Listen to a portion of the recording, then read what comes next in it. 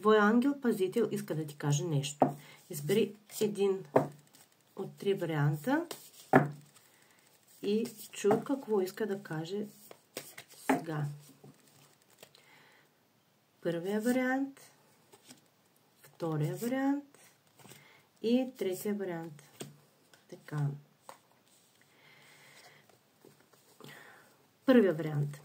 Твоя ангел-пазител иска да ти каже, че не забрави, че ти си любов.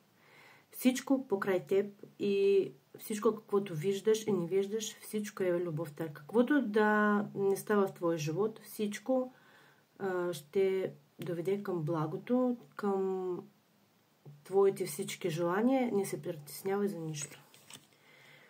Втория вариант. Твоя ангел-пазител иска да ти каже, че ти си избрал грешна посока в живота си. Сега трябва да се промениш посоката на движение. Това е много важно за момента. Да бъдеш внимателен сега и да видиш на къде вървиш. И да смениш посоката. Третия вариант. Не се притеснявай. Ти правиш всичко точно като трябва. Така че сега е специалният момент да се възнаградиш за твоите старания и за твоите успехи.